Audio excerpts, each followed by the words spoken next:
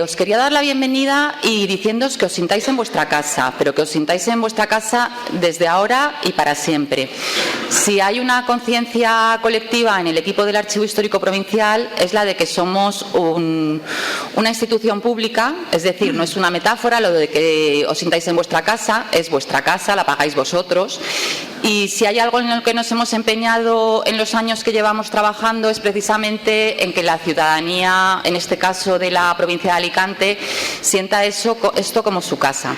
En ese sentido, quería decir que desde que se inauguró este archivo en el 2008, una de las líneas fundamentales de trabajo ha sido la de abrir nuestro espacio expositivo y cultural, es decir, en todo lo que implica la cultura, a toda la ciudadanía y a todas las instituciones. Si digo esto no es por decir, nos avala el currículum de la cantidad de actividades que hemos hecho, por ejemplo, todas las exposiciones que siempre se han hecho abiertas a otras instituciones y llevamos a gala el que siempre se han hecho en colaboración con otras instituciones. La exposición de la Guerra Civil se hizo con la Concejalía de Memoria Histórica y con particulares que quisieron participar. La exposición de Miguel Hernández, por ejemplo, se hizo con colaboración con el Ministerio de Cultura, el Centro Documental de la Memoria Histórica, que está aquí su director, con la Fundación Miguel Hernández, la exposición de la enseñanza con el Instituto Jorge Juan. Y lo digo esto porque me parece importante hoy, que se está grabando estas jornadas, decir algo. Y es que en el mismo sentido que nosotros hemos comprendido que somos la casa de todos, que somos un servicio público, muchas de las instituciones que han pasado por aquí aceptaron la invitación y colaboraron en ese momento, tomaron todo lo que el Archivo Histórico Provincial podía aportar y después han hecho cosas posteriormente con las que no se ha contado con el Archivo Histórico Provincial, por ejemplo, en torno a la memoria histórica.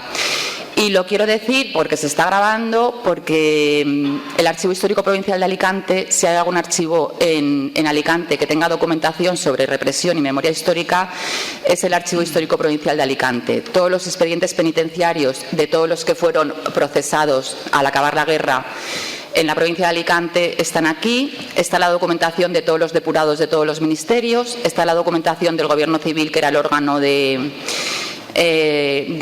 franquismo en la provincia de Alicante. Entonces, no es por el archivo, es por la importancia de los fondos que tiene y en el sentido generoso en el que hemos trabajado, nos gustaría que todo el mundo entendiera que la memoria histórica la construimos entre todos. Os lo digo como historiadores, la experiencia de Alicante es una experiencia de mucho personalismo y hay temas en los que el personalismo da especialmente tristeza. El tema de la memoria histórica es uno de ellos. La memoria histórica es un tema muy doloroso, es un tema en el que todos debemos implicarnos, es casi un deber moral. Pero aparte de un deber moral, a los archiveros, desde luego, y Verónica recordará, en el 2010 compartimos una ponencia en un congreso de historia actual en Santander y ahí decíamos las dos en la introducción que la ley de memoria histórica obliga a los archiveros. No es una decisión personal, me gusta o no el tema, es que la ley de memoria histórica nos obliga a difundir los temas de memoria histórica. Y por supuesto está el hecho del derecho de las víctimas a verdad, justicia y reparación. Pero bueno, estamos convocados y obligados como archiveros. Entonces, bueno, en ese sentido os quiero decir que es muy triste y que me duele mucho el personalismo en estos temas. Y en otro tema, por ejemplo, que me ha dolido bastante por experiencia es el de Miguel Hernández. Miguel Hernández es el poeta del pueblo, el poeta de todos. El año pasado se hizo aquí una exposición sobre Miguel Hernández que conseguimos reunir toda la documentación de todos los procesos de Miguel Hernández de toda España, Portugal y documentación del Archivo Nacional de Chile. Fue una exposición única, no solamente por nosotros, sino porque intervino el Ministerio, porque colaboró el Archivo Nacional de Portugal, colaboró el Archivo de Chile. Bueno, mi impresión de esa exposición es la cantidad de gente con personalismos que quiso tomar protagonismo en una exposición porque ha monopolizado el tema de Miguel Hernández, y Miguel Hernández es el poeta de todos. Entonces son dos temas, os lo quiero decir, porque como sois jóvenes historiadores, que son muy importantes, que nos convocan a todos y que deberíamos evitar todo este tipo de cosas y sentirnos llamados a colaborar y a construir entre todos. Y ya que digo esto, pues paso a Verónica. Porque Verónica es precisamente, me sirve de introducción todo esto porque quería hablar de ella. Es el ejemplo de todo lo contrario. Verónica y yo llevamos colaborando, pues bueno, el artículo este del 2010, pero concursos de verano en 2013 el primero, y desde ahí, si hay una persona de la Universidad de Alicante que haya querido formar parte del Archivo Histórico Provincial, sentirse implicada y también comprometida con sus alumnos, y ahí es donde coincidimos las dos en la sensibilidad hacia vosotros, ha sido Verónica Mateo. Esta jornada es la tercera edición, pero Verónica viene todos los años con sus alumnos a visitar el archivo. Todos los años, dedica una jornada. ¿Los son los de segundo? Los de segundo. Y cuarto también. Y cuarto, todos los años. A mí me parece un ejemplo muy importante, entre otras cosas porque yo, mi alma mater es la Universidad de Alicante, y me duele mucho ver que mucho profesorado de la Universidad de Alicante no utiliza un recurso como este. Y sobre todo del grado de historia, es que los que os dedicáis a la historia, si no conocéis los papeles, de dónde viene la historia que se construye, no sé qué historia enseñan, que en algún momento veáis fuentes, me parece fundamental. Bueno, lo quiero decir, y quiero decir que con Verónica siempre he encontrado esa sintonía de la sensibilidad hacia la importancia del archivo como memoria de la sociedad, la importancia de transmitiros a los estudiantes toda esta conciencia y la sensibilidad especial de dedicaros con cariño, con esfuerzo absoluto, todas estas cosas, y se lo quería reconocer a Verónica. Esta jornada, que es la tercera, ya voy a acabar, surge porque ya sabéis que ha sido el año del fin de la guerra, se está conmemorando el fin de la guerra, pero después de la guerra viene la depresión, la represión, viene lo más duro, la represión y el exilio. Entonces, este año hemos querido centrar el tema en ese aspecto, ¿no? Y por eso, pues, hemos traído a Javier Caballero, que va a presentar su audiovisual La Gestapo Española, y a Manuel Melgar, director del Centro Documental de la Memoria Histórica, es el archivo por excelencia de la represión en España, que va a hablar de los fondos de la represión. No me quiero olvidar que el decano de la Facultad de Filosofía y Letras, Juan Mesa, siempre se ha comprometido con nosotros y siempre ha estado apoyándonos en todas las jornadas. No ha podido venir, bueno, ahora os lo cuenta Verónica, pero a mí me parece muy interesante resaltar por qué no ha podido venir, pero no quiero dejar de nombrarlo porque siempre se ha comprometido con esto y ha estado apoyando esta iniciativa compartida de la universidad y el archivo. Y le paso la palabra a Verónica. Muchas gracias a todos por venir. Bueno, esto no funciona. No sé dónde hay que... vale. Bueno, muchísimas gracias, María. Mejor no toco nada. Bien, de verdad, muchísimas gracias, María.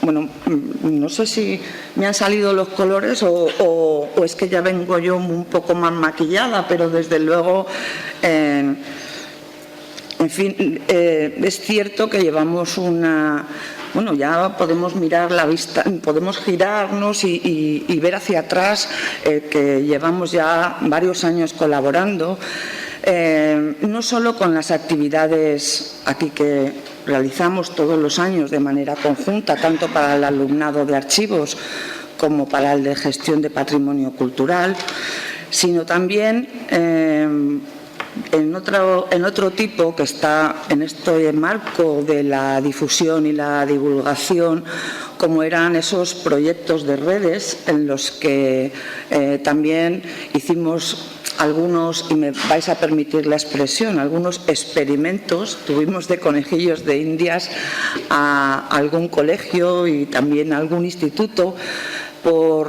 para ver cómo funcionaba este tema y esa colaboración entre universidad-archivo. Vuelvo a este tema de la colaboración para comentaros que una parte evidentemente, de esta y de cualquier jornada, de cualquier seminario, la llevo yo en el sentido de que soy la docente, pero nunca hubiera llegado a buen puerto y sobre todo a tener el éxito que están teniendo si no fuera por la colaboración absolutamente desinteresada y entusiasta tanto de María como directora del archivo como de todo el personal. La verdad es que es un lujo el poder contar tanto a nivel personal como a nivel profesional con estas mujeres que forman parte del equipo del APA. Por otro lado, quiero daros las gracias al alumnado porque, habéis venido por lo que habéis venido, pero yo estoy segura de que cuando pasen estas horas y hagáis un pequeñito balance, veréis cómo vais a agradecer ese acercamiento. Es importante, desde luego, no solamente la formación académica, sino también la formación humanista. Y yo creo que la sesión de hoy os va a dar también esa visión. Por último, retomando las palabras de María, el decano, Juan Mesa, el decano de la Facultad de Filosofía y Letras, siempre apoya estas iniciativas, su equipo de canal también, incluso normalmente nos suelen dar pues unas pequeñas ayudas en el ámbito de la cultura que tienen destinadas, y me consta que le hubiera gustado estar aquí ha habido un contratiempo familiar y me ha dicho: quiero que lo digas. Quiero que digas qué tipo de contratiempo, creo que es necesario. Bien, es un problema de conciliación de la vida familiar y laboral, y simplemente pues su hija pequeña ha ido al colegio, le han llamado del colegio que se había puesto enferma, y me ha llamado y me ha dicho: Verónica, lo siento, pero me toca a mí y tengo yo que estar con ella. Con lo cual, creo que también es importante que en este sentido nosotros, pero sobre todo vosotros y vosotras, empecéis a ver que estos temas, entre otros muchos, son una cuestión no de género, sino de igualdad efectiva. Y sin más, yo creo que ya podemos dar paso a la primera de las sesiones de esta mañana.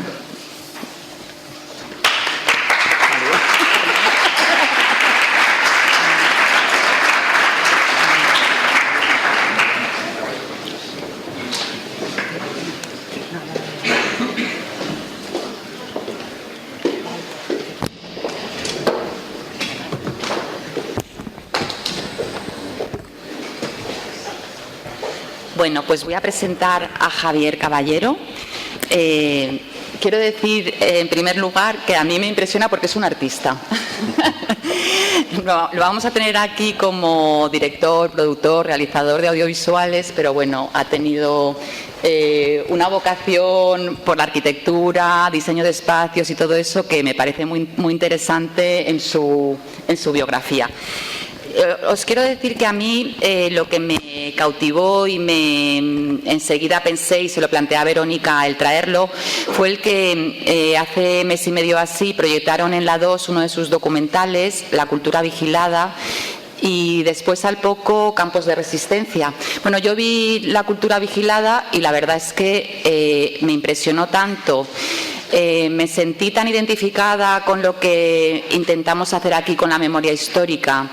Me sentí tan en sintonía con él que pensé que tenía que contactar y traerlo.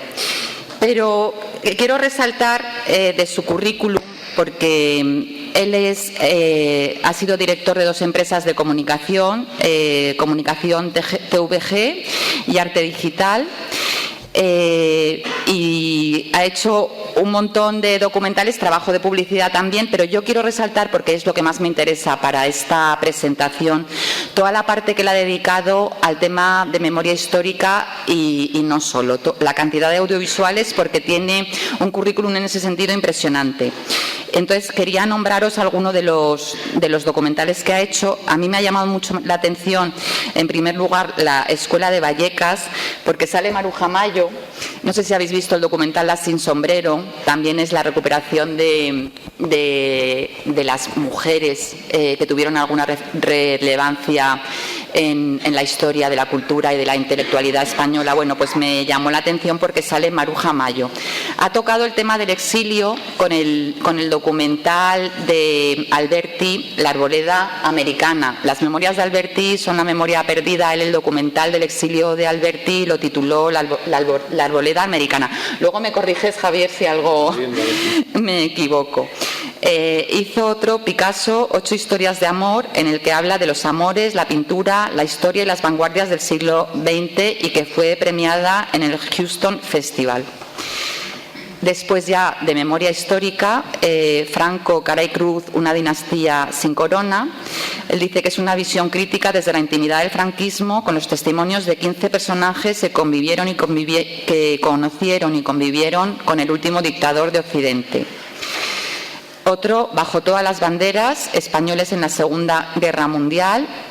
Habla del exilio, el drama y la aventura vital de los españoles que combatieron, resistieron y murieron en todos los frentes y campos de la Segunda Guerra Mundial. La cultura vigilada, que es la que os decía que se proyectó hace mes y medio en la 2, es una historia de los relevantes nombres de la cultura española que fueron vigilados y encarcelados y censurados por el régimen franquista. La memoria del grajero, sobre la guerra y la posterior represión de los vencidos en la contienda civil española en la zona de los Picos de Europa. La Gestapo española, de la que no os hablo porque os la va a presentar él ahora.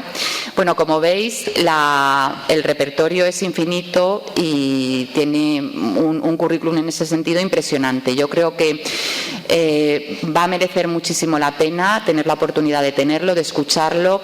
Es como otra mirada distinta a la que solemos ofertar los archiveros. Es la mirada del especialista en cine. Y la mirada, bueno, él lo va a explicar porque es una mirada especial, prefiero dejárselo a él. Bueno, pues nada, Javier, que muchas gracias por haber aceptado la invitación y encantados de tenerte aquí. Bueno, primero gracias a María.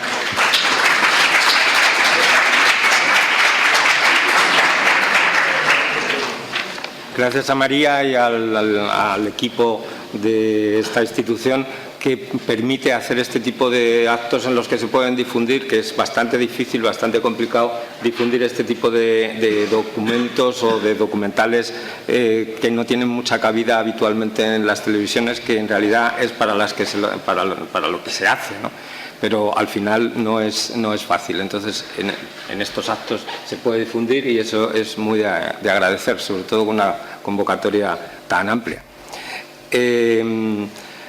También quiero decir que ha nombrado toda una serie de documentales en los que he participado, pero no me quiero hacer la autoría de todos esos documentales en toda su parte. He formado parte de los equipos que han hecho los documentales. En unos casos he sido el director, en otros casos he sido el productor ejecutivo, en otros director de fotografía o guionista. Siempre sabéis que el audiovisual es una labor de equipo, sobre todo de equipo cuando se rueda. Eso en las grandes películas son equipos enormes de 100, 200 personas. En los equipos que vamos a rodar los documentales somos equipos más chiquititos, 3, 4 personas, pero no deja de ser el rodaje una actividad de equipo que es común a todos los que intervienen. Sí que es verdad que después, el otro día, veía en televisión en la 2 Caudillo, el documental de Basilio Martín Patino. Le había visto hacía muchos años, no lo recordaba tan potente. El otro día, cuando lo vi en la 2, me encantó. Y me gustó mucho también las intervenciones después en un pequeño coloquio de una colaboradora habitual de Patino y que decía algunas cosas y decía que Patino disfrutaba sobre todo en la parte que la construcción de un documental o de una película tiene.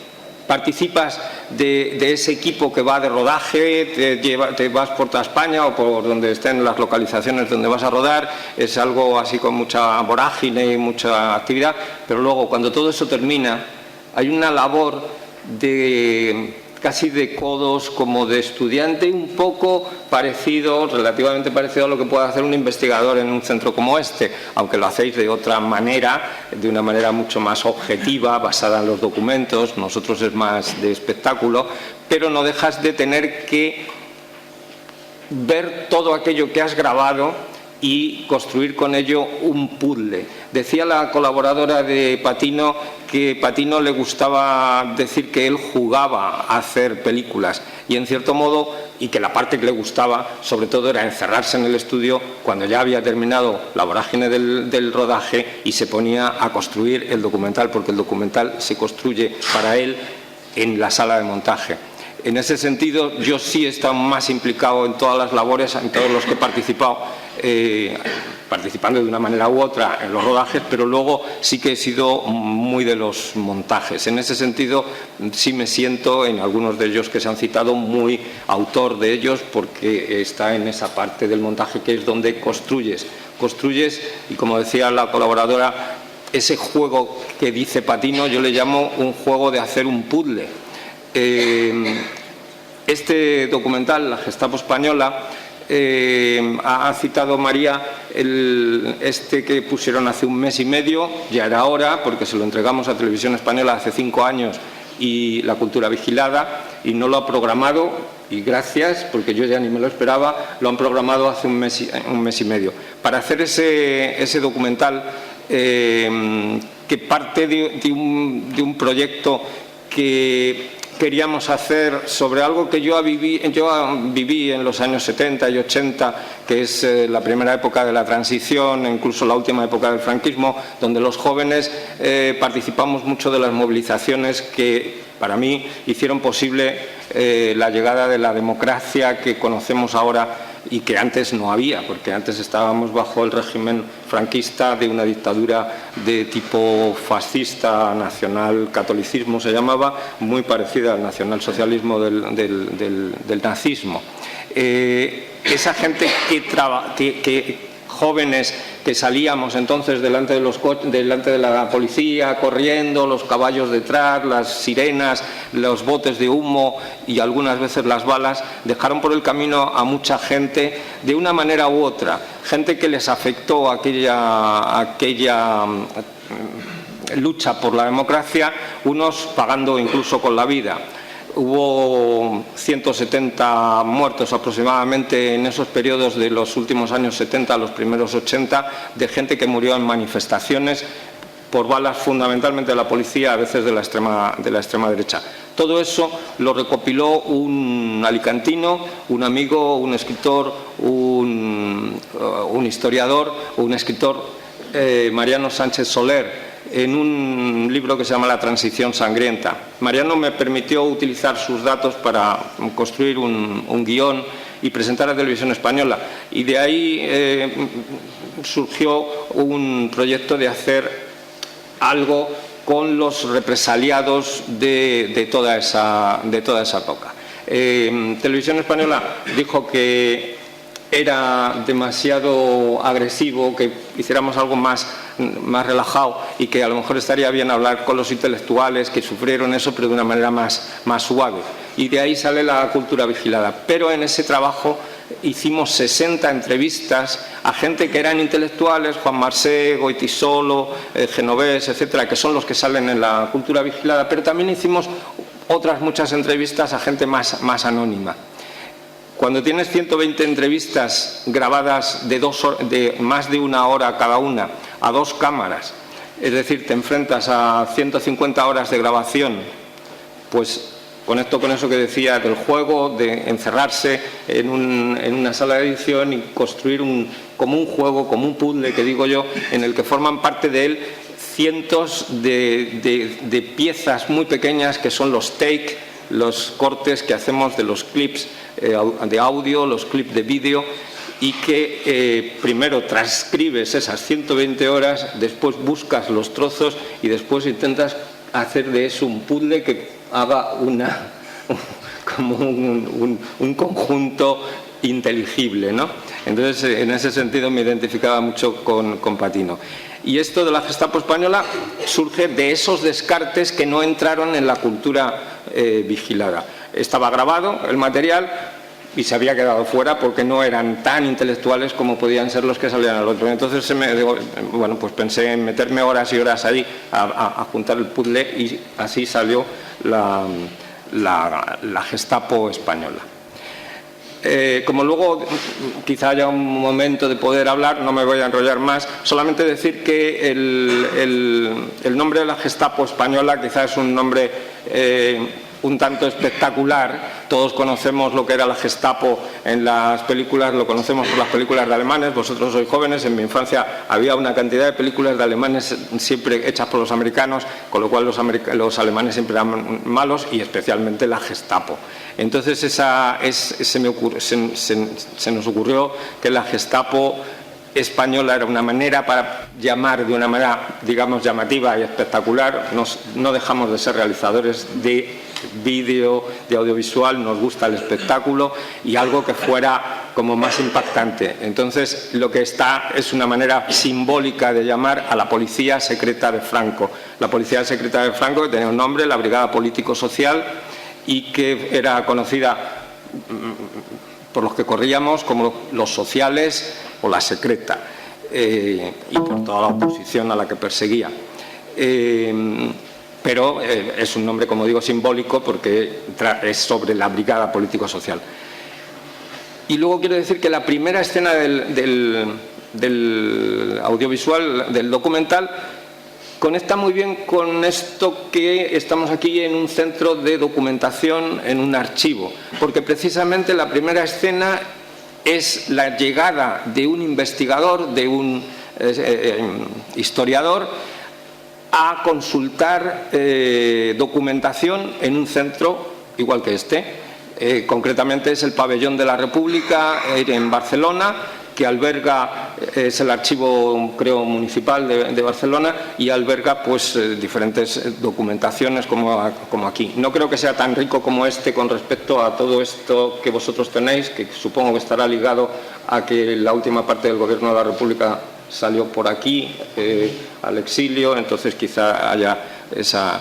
Y bueno, pues, pero allí el historiador que llega al centro es Antoni Batista, tiene allí depositado su legado personal de documentación y pensamos que la manera de empezar el documental era que él fuera a visitar esas fuentes.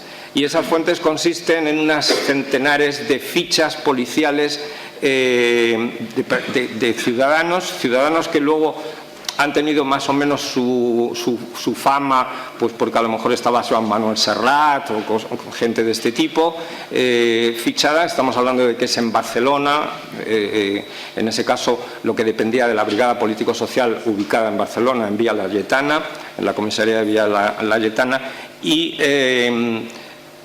pues empieza el documental accediendo a estas fichas policiales que se conservan. Poco más después de esto vamos a ver respecto de la documentación, como la tratáis aquí, con documentos objetivos, con documentos importantes a lo largo del documental. Porque más que la historia de la Brigada Político-Social, lo que vamos a ver son las historias de las personas, de algunas personas que sufrieron las consecuencias de la existencia de una policía política que perseguía a la oposición. Son más sus historias que la propia historia de la brigada. Una historia que no es fácil de reconstruir precisamente porque faltan los documentos que se archivan en estos lugares. Esos documentos fueron, por orden del ministro Martín Villa, creo que fue el último ministro de Interior de la UCD antes de que ganara el Partido Socialista las elecciones en el 82, fue una orden directa de que se destruyeran todos los archivos de la Brigada Político-Social. Y de esta manera, intencionado o no, yo supongo que sí, hacer que hacia las siguientes generaciones no hubiera mucho conocimiento de lo que esto es. En esto España es un poco particular, ¿no? Porque has hablado, me parece, de Auschwitz hace un momento ellos, los alemanes, mantienen los memoriales, mantienen los archivos para saber que eso sucedió. Nadie creo que debe de tampoco juzgarlo, simplemente conocerlo, saber que existió. Aquí es al revés. Yo tengo una espina grabada, dolorosísima, es la destrucción de la cárcel de Carabanchel. La cárcel de Carabanchel fue un centro penitenciario donde estuvo toda la oposición al franquismo. Era un edificio francamente fantástico desde el punto de vista arquitectónico, una cúpula donde estaba el centro de donde salen las galerías, magnífico, triste y siniestro, pero magnífico arquitectónicamente, y hubiera sido un sitio fantástico para un centro de la memoria de la dictadura, sin juzgar. Ahí están las cosas de la dictadura y en un centro que sería espectacular. Eso se destruyó. En el año se hicieron todos los intentos posibles para que permaneciera. Lo arrasaron, hablando de la burbuja inmobiliaria, que se iban a construir muchos pisos, mucho no sé qué. Ahora mismo aquello es un descampado que lo que ha hecho es olvidar la memoria de aquello que existía. Y bueno, yo estuve en Carabanchel antes de que muriera Franco y para mí es doloroso desde el punto de vista arquitectónico, porque me encanta la arquitectura, y desde el punto de vista de que, bueno, yo estuve allí y me gustaría volver a verlo desde la libertad y no desde la... no pasé mucho tiempo, pero bueno, estuve detenido por la Brigada Político-Social y estuve detenido a la espera de juicio sumarísimo militar en aquellos tiempos en Carabanchel. Entonces, bueno, pues yo felicitar a los que se dedican a recuperar aquellos documentos de todo tipo y los almacenan para el paso a la historia, que sería si no tuviéramos los documentos de Leonardo da Vinci, por ejemplo, ¿no? Que he visto el otro día que estaban reconstruyendo las máquinas que hacen. Fantástico. Gracias a esto. Nos ha enseñado antes, cuando hemos llegado, el sitio donde recuperan documentos y bueno, una maravilla. Bueno, pues de todas formas los realizadores nos expresamos no hablando, más bien con las imágenes, así que podemos ver el documental. A ver el documental y luego hacemos un diálogo si queréis preguntarle algo a Javier.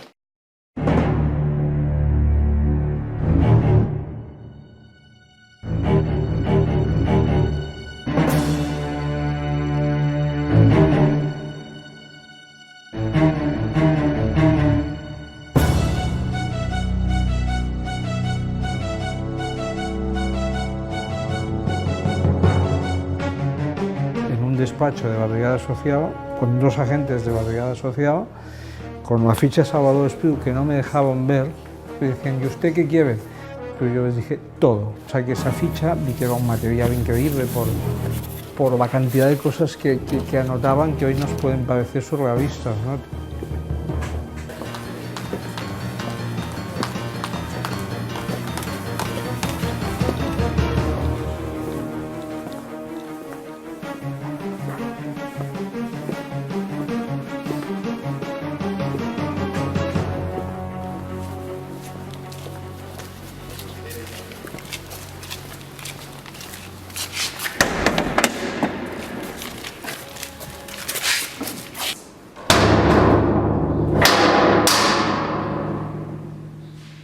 La Brigada Político-Social es una de las páginas más negras dentro de la página negra que es la dictadura, ¿no? El asesinato de Ruano fue el fin de la inocencia para la generación coetánea en la universidad. Fue paradigmático, es decir, esto va en serio, aquí asesinan. Porque la noticia estaba en la prensa y el grito básicamente era lo han asesinado.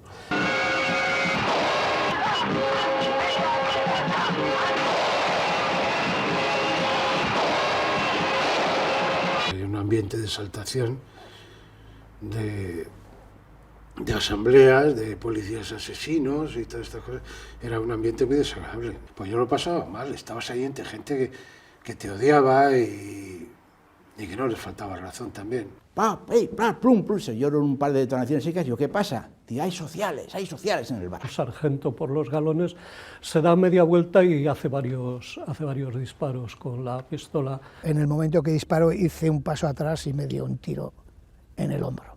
Se iban bajando de los coches, cogían la pistola, iban de paisano, y como iban disparando, tengo como en cámara lenta los gritos, los tiros.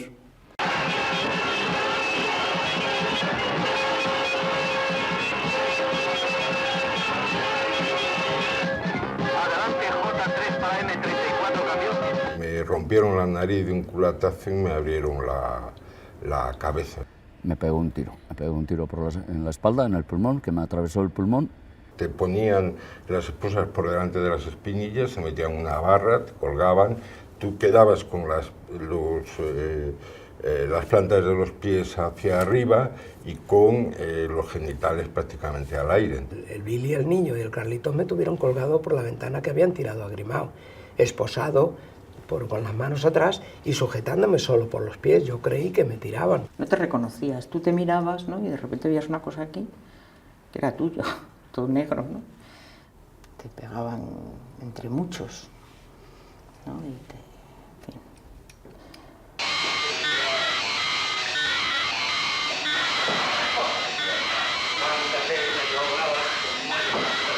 Te sacamos, te llevamos ahí a la sierra y te vamos a dar 2 tiros. Es uno de los factores con el que juegan en todo momento, aparte de las amenazas también de decir que allí estábamos como desaparecidos. La pistola era la violencia del Estado, la placa, la impunidad que el Estado concede a ese que le ha dado la pistola.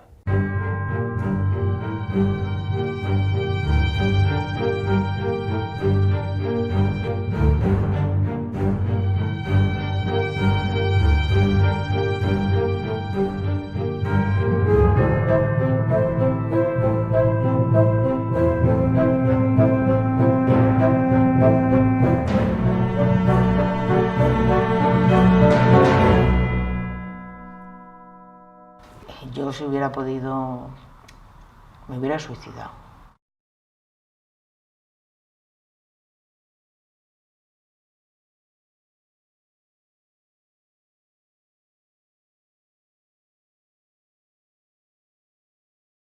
¿Y quién construyó la historia de la transición, no? ¿Construyó la historia de la transición Juan Carlos y Suárez, o la historia de la transición la construyeron toda esta gente víctima? Bueno, son cosas que a mí me venían a la cabeza constantemente conforme lo estaba viendo. Pero bueno, es vuestro turno y lo que quiera preguntar algo o comentar. Teníamos el micrófono para pasar. Javier, si quieres decir algo mientras preguntas. Sí, yo hacía tiempo que no veía el documental. La verdad es que no hay muchas posibilidades de difundirlo. Creo que ayer no lo pude ver porque estaba de viaje viniendo para acá desde Madrid y vine en coche, llegué tarde. Creo que pasaron el documental creo que está producido por Almodóvar, El silencio de los otros. Yo hice este documental hace 4 o 5 años. Creo que salen las mismas personas y me imagino que no he tenido ocasión de verlo, pero he visto algún tráiler, creo que son prácticamente las mismas historias y las mismas personas. Yo hacía tiempo que no lo veía, como digo, no es fácil, he hecho todos los intentos posibles para que Televisión Española lo cogiera, se lo regalaba ya sin coste, pero bueno, nunca lo han querido coger. Solamente lo he podido pasar en algún festival y en algún tipo de actos de la memoria. Entonces no son muchos y hacía tiempo que no lo veía. La verdad es que a los autores no les suele gustar lo que hacen tiempo antes, pero bueno, a mí me ha gustado y me he emocionado. Me costaba ahora un poco empezar a hablar porque no lo recordaba tan impactante, o a mí por lo menos será el estado de ánimo de veros a tanta gente joven aquí, pues me ha impactado más.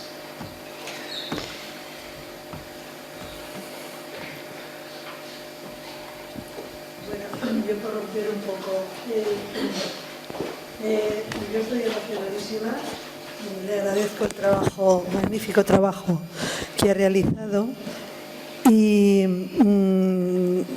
bueno, viví algunas, no simplemente como espectadora, ¿no? Ya en los años 70, las manifestaciones que hicimos, que recuerdo los saltos estos que se hacían en Alicante. Yo la verdad es que no estaba muy comprometida, pero asistía porque amigos míos o familiares míos sí que estaban más comprometidos, estaban dentro del Partido Comunista, era gente muy joven, mucho más joven que yo. Yo tengo dos hermanos y eran mis hermanos muchos más jóvenes que yo los que estaban un poco luchando por conseguir la democracia, ¿no?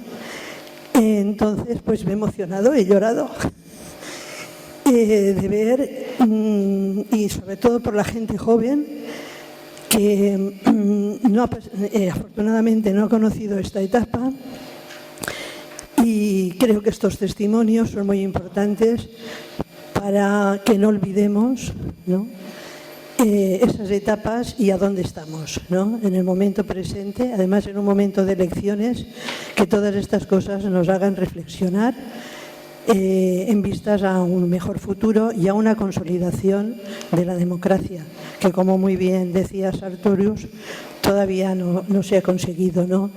Y quería simplemente hacer la referencia de que se habla de los anarquistas y del Partido Comunista, que eran casi todos jóvenes o profesores de la universidad, que en los años 60, los años 70, eran quizá los únicos movimientos importantes que estaban muy comprometidos luchando por la democracia. Simplemente quería decirle eso. Muchas gracias.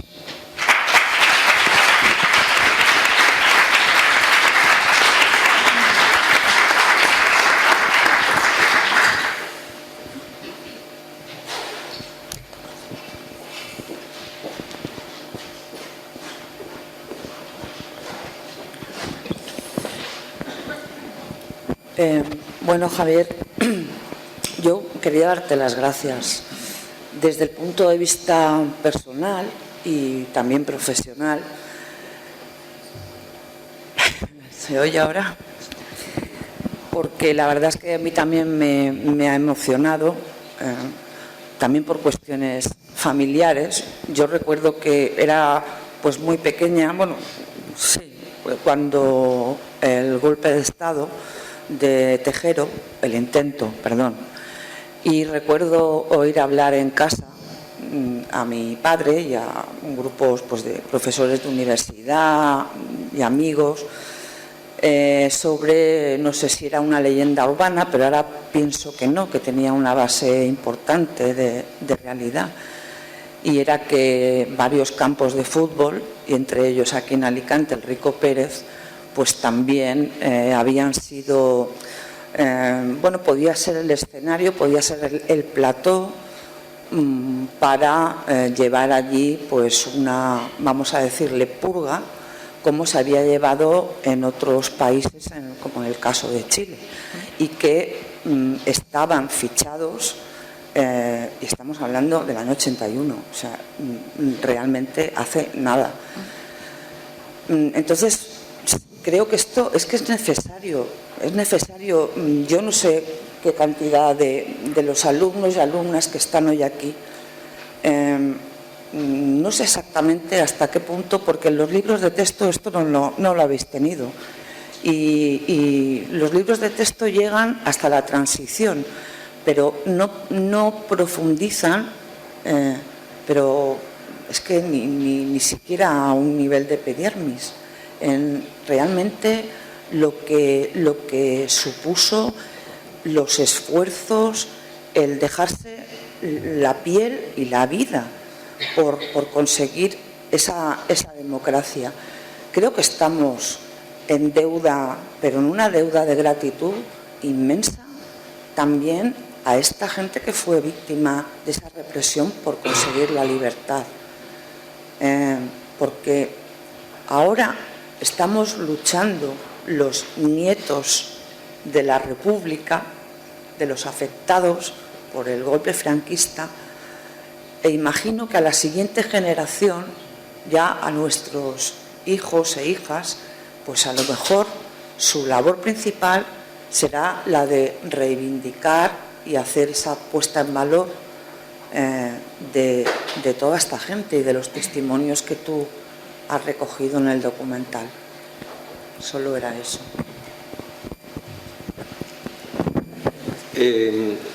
Sí, claro. Fueron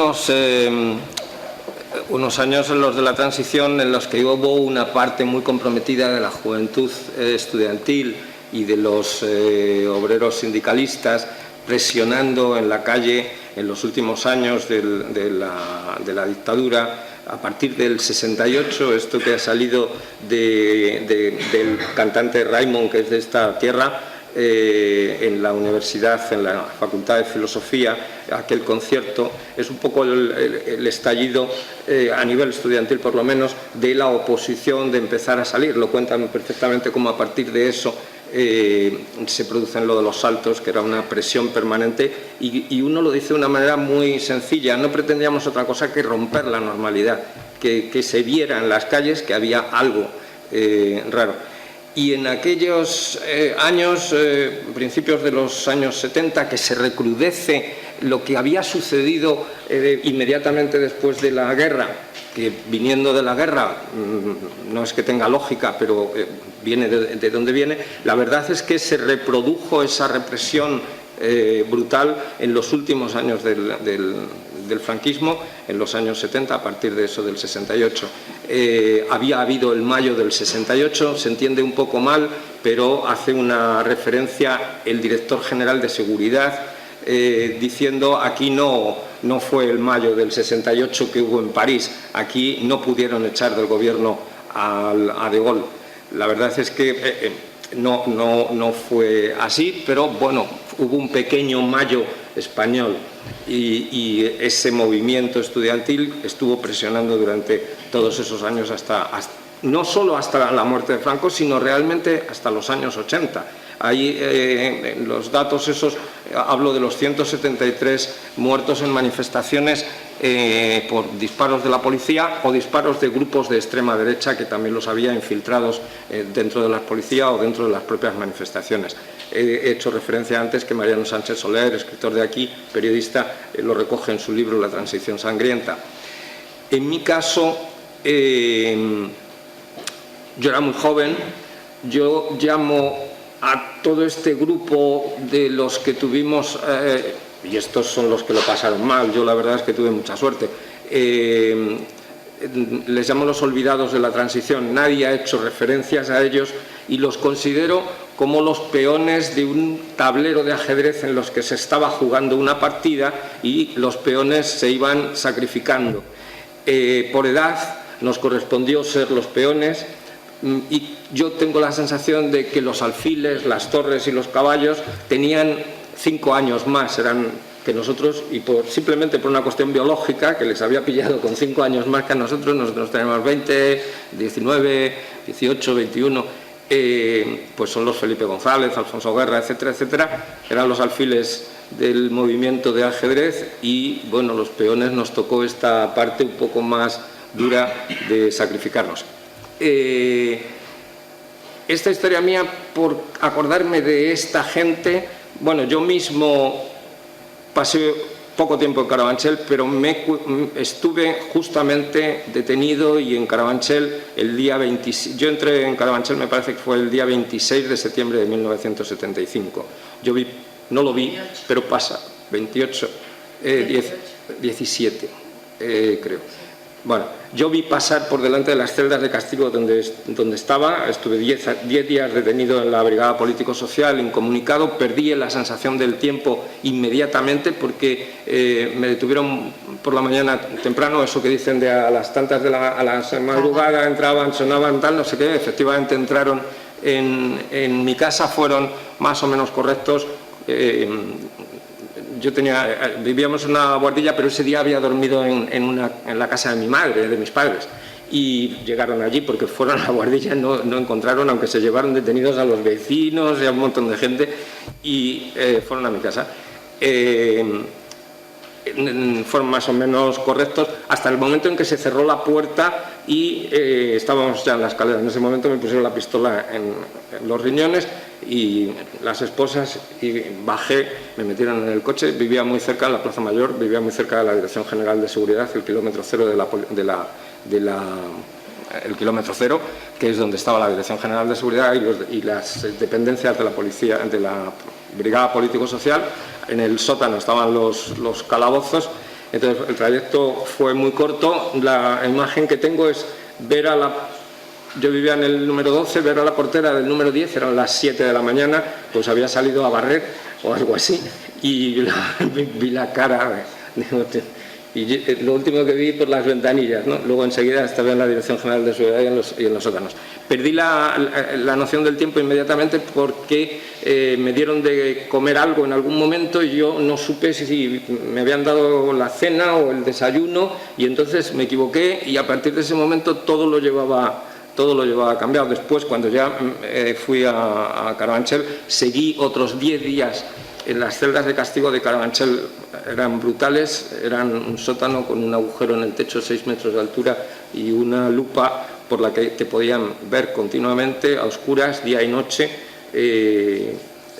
sin nada para un colchón que te metían. Sonaba la diana, como en los cuarteles, de día, por la mañana y por la tarde. Ahí ya sí sabías que estabas al amanecer o estabas al anochecer, y era lo único que podía. Te metían un colchón de paja y estabas el resto del tiempo en una habitación con dobles rejas, las rejas de delante, y luego una puerta como esa que ha salido en el documental, que se cierra. Pues por aquel pasillo, ese día, esa noche que yo llegué, pasaron los que fusilaron en Hoyo de Manzanares, que salen los fusilados, no, salen los que fueron conmutados muy poquitas horas antes. Bueno, aparte de esta experiencia mía personal, tenía en una de aquellas manifestaciones muy cerca de nosotros, en alguno de esos saltos, murieron 2 jóvenes, José Luis y Emilio, y nosotros ya en ese tiempo, José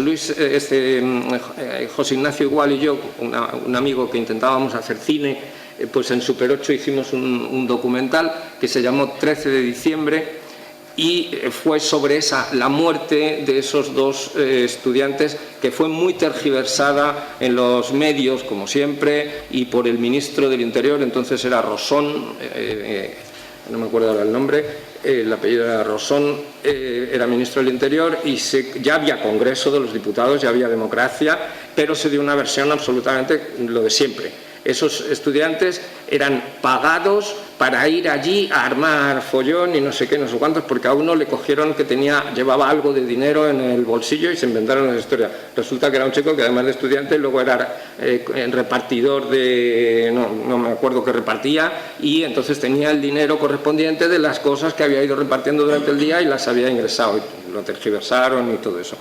Esa película 13 de diciembre nosotros la movimos mucho por los centros estudiantiles. En ese caso era más fácil casi que hoy. Estuvimos en universidades, en institutos de enseñanza media, poniendo pues en actos como este, en biológicas fue brutal la cantidad de gente que había, y la pudimos difundir mucho, esa película. Y terminábamos. La película era una película de Super 8, con entrevistas y tal, y bueno, accedimos a las grabaciones de la policía, y entonces hacíamos contraponíamos lo que decía el Parlamento con lo que decían los policías, y bueno, tratando esa contradicción, ¿no? Terminábamos con la lista de los que habían fallecido. Entonces a mí siempre me quedó eso de que algún día profesionalmente a lo mejor intento hacer un documental. Luego mi vida fue por otro lado, he trabajado en publicidad, he trabajado en vídeo, pero alejado de esto, y ha sido años después que he recuperado aquella idea, he hecho esto un poco pensando en aquel 13 de diciembre que hice en el año 81, que ganamos el Festival de Cine Universitario de Madrid, de la Complutense. Había entonces un festival de cine, ha desaparecido, y lo ganamos a exequo con Carlos Tena. A alguno le puede sonar, era una persona del periodismo musical conocida. Él hizo algo sobre el golpe, nosotros habíamos hecho eso sobre eso, y en la parte de ficción ganaron dos personas desconocidas entonces, Óscar Ladoire y Antonio Resines, ese día.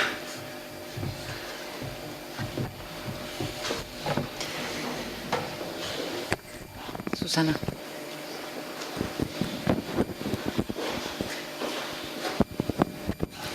Bueno, yo solo por decir, aunque sea en público, que me ha encantado y que me ha emocionado muchísimo, igual que la película que echaron también ayer en la 2, con la que yo ayer en casa lloraba y aquí no he llorado por decoro, porque estás en público.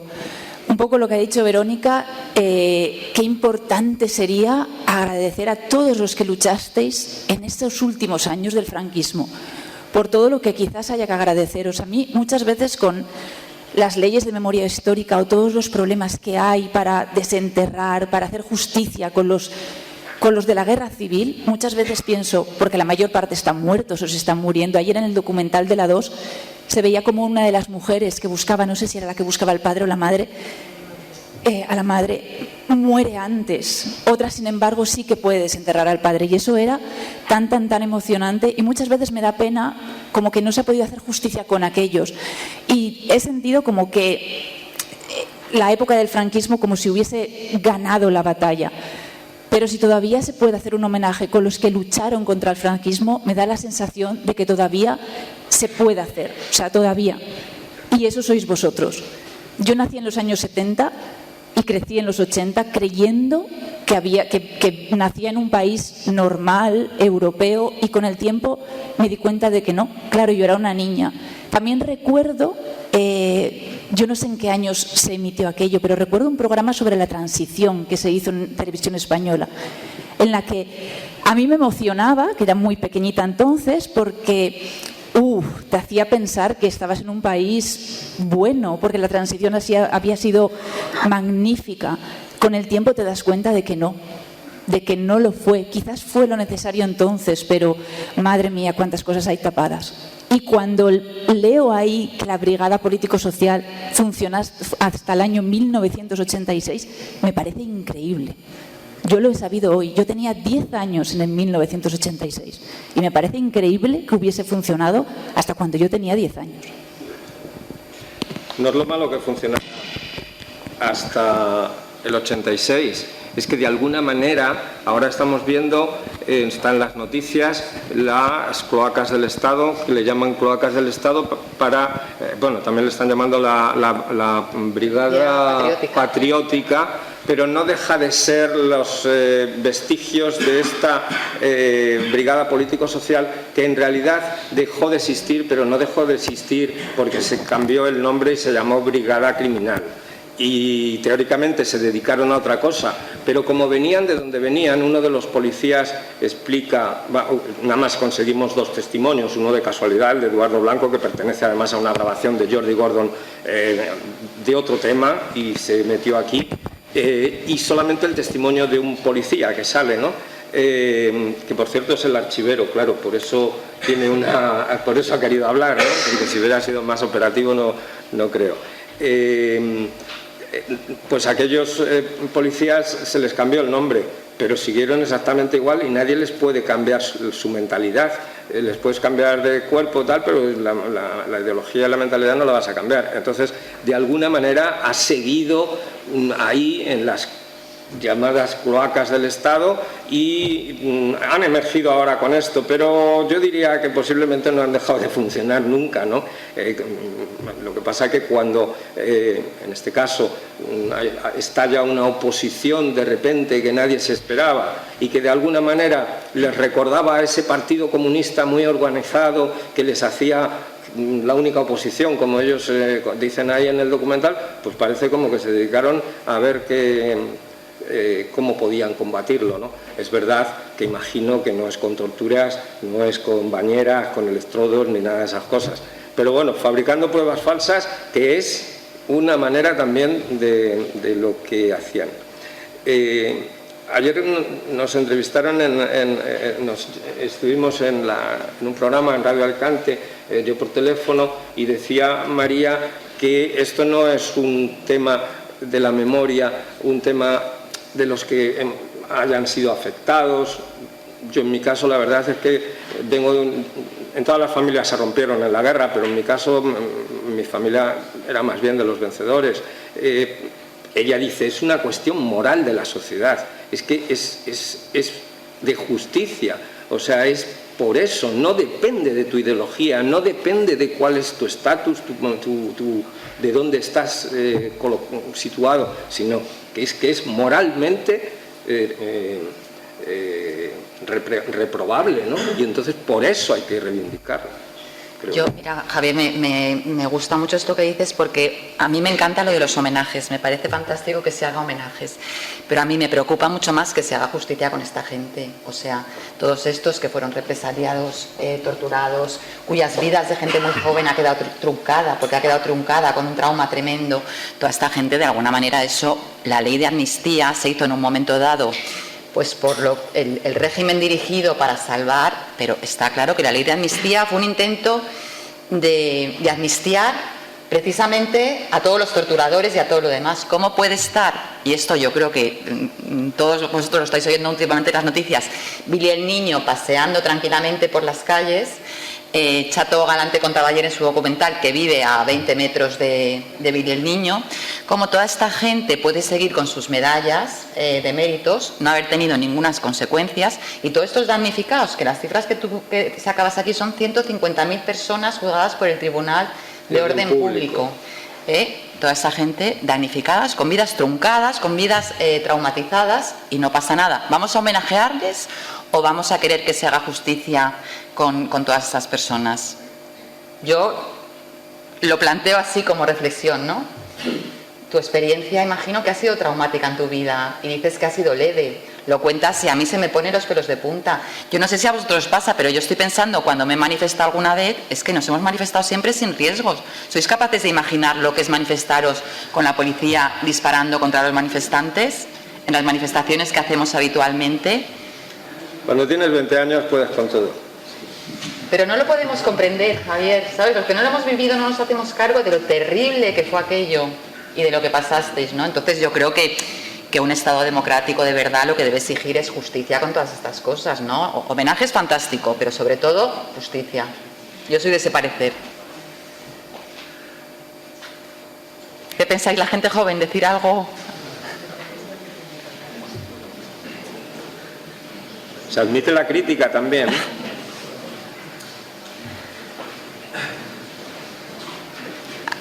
¿La ves, Carmen?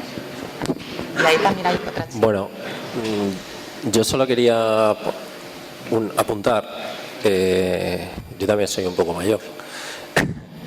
He crecido oyendo en casa y en mi círculo más cercano, no sé, ahora mismo después de ver esto me da un poco de vergüenza decirlo, ¿no? Pero yo siempre he tenido la gran duda, ¿no? He oído siempre, no sé si, y sobre todo aquí en esta ciudad, que con Franco se vivía mejor, que con, no sé, que las calles eran más seguras, que no había tanta delincuencia. No, después de ver lo que has expuesto, o sea, es una aberración, me parece, ¿no?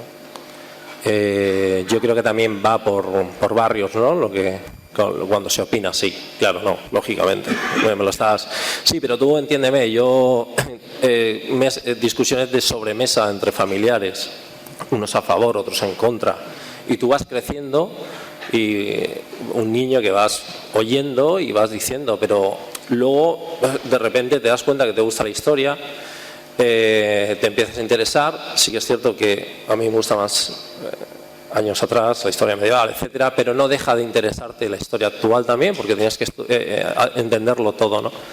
Y hoy sí que me has solucionado, digamos, un problema o una curiosidad, porque a pesar de que oyes cosas, no llegas a escuchar testimonios reales, ¿no? Sí que es cierto que el tema de los políticos, ¿no? El tema de los políticos lo que están haciendo es ocultar, quieren olvidar, no quieren remover, como decías tú, ¿no? Vamos a ver, lo que no quieren es saber nada del pasado y quieren construir algo que no existe. O sea, están construyendo una realidad que no es la nuestra, pienso yo. La realidad nuestra empieza desde por ejemplo, el tema este con Franco. Yo sí que he oído hablar, o sea, de Franco, mis abuelos sí que me han contado, porque vino la guerra civil, pues el bombardeo del mercado, ¿no? Cuando fue atacado, cuando vinieron los aviones italianos, cuando hicieron las pruebas aquí los aviones para la Segunda Guerra Mundial. Es decir, cosas así, ¿no? Entonces, bueno, simplemente apuntar que hoy, bueno, con tu documental y con esas, ¿no?, las explicaciones que nos han dado, me ha resuelto una duda que llevaba mucho tiempo y que necesitaba ver y escuchar de que era real, ¿no? Y nada, darte las gracias. Hay una frase en el documental de Antoni Batista, el historiador que llega primero y nos enseña las fichas policiales en el archivo, que dice, se me ha ido la idea, dice una frase que tenía relación con lo que estabas diciendo, pero se me ha ido la idea. Pero es muy bonito lo que dices, porque realmente es que hay que entender que el franquismo también hubo muchísimo ejercicio de comedura de coco, por decirlo, de propaganda, ¿no? Y lo que se ha contado es como cuando hablaba el señor este de las gafas oscuras, el cargo... Eduardo Blanco, es el director... Claro, cuenta como otra realidad distinta. Es que aquí no pasó nada, aquí todo fue... El dictador murió en su cama y todo fue, ¿no? La labor de propagandística del régimen de año tras año en los colegios, en el Frente de Juventudes, la sección femenina, todo eso cala en una población, y el miedo, por otro lado, el miedo, ¿no? Todo eso cala en una población de una manera que todavía nos cuesta quitarnos. Quiero decir que todo nos pasa como a ti, que todos hemos vivido pues un poco una ficción, ¿no? Lo que nos han contado. He recuperado eso. Dice, el dictador murió en la cama. ¿Cómo iba a morir con un cuerpo represivo así? Es verdad que existe y ahora lo vamos a ver en las elecciones, existe una sociología franquista y un cuerpo no crítico con el franquismo que permanece aún 80 años después de la guerra y 40 años después. Es verdad que todo esto que se cuenta no se veía en la calle, y es verdad que los que lo sufrían eran los que opositaban, los que estaban en la oposición, los que estaban en contra del régimen. Después había un aspecto de las calles seguras, tranquilas. En el documental de la cultura vigilada, Román Gubern las califica así, y Caballero Bonal tampoco, van un poco más allá de qué hay detrás de esas calles tranquilas, ¿no? Pero bueno, en cualquier caso, si es verdad, pues claro, le tocó unos años de desarrollo de la clase media, hubo un desarrollo económico, aunque no se volvieron hasta 20 años después de la guerra civil, creo que no se recuperan los niveles de renta que había en la República. Es decir, la posguerra fue durísima y el hambre, mi familia dice, no, si el hambre en la guerra no la pasamos, donde pasamos hambre fue en la posguerra, ¿no? Pero bueno, después los años 60, todo esto pues creó el turismo creó una cierta manera de ver que aquello, bueno, era normal. Claro, normal porque estaba lo otro ocultado debajo. El problema es que una sociedad no puede permitirse, para sobrevivir, para que sea buena para una cierta mayoría, el que sea a costa de este tipo de cosas.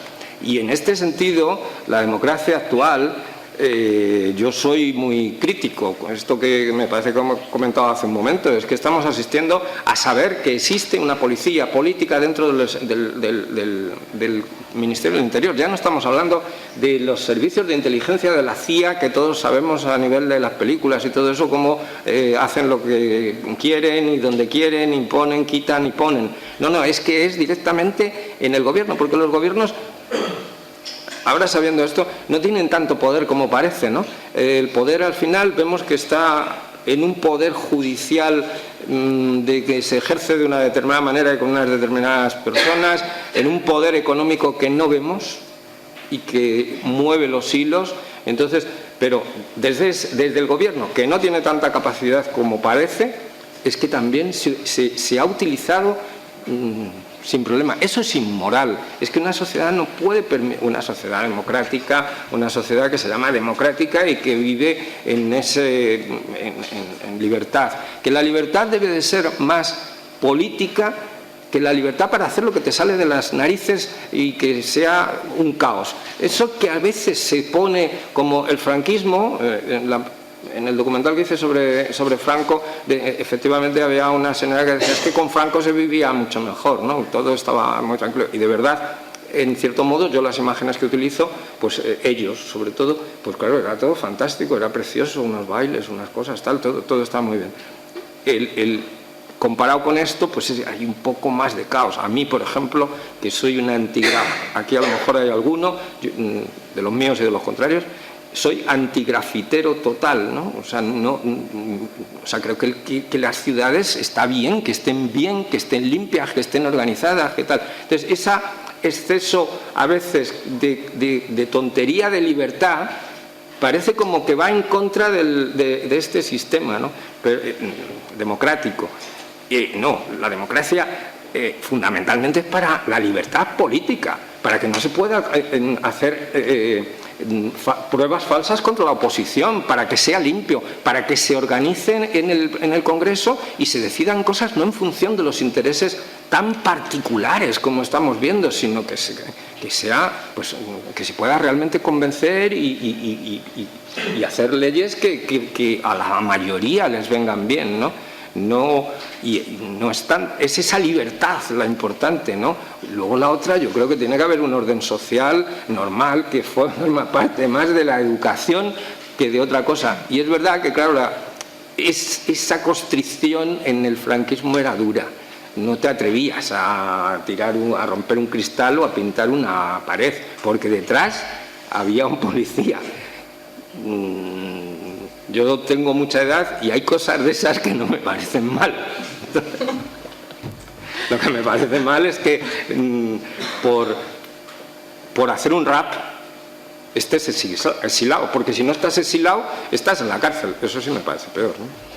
Había otra pregunta por ahí, sí. Cerramos ya. ¿Tú también quieres preguntar? ¿No?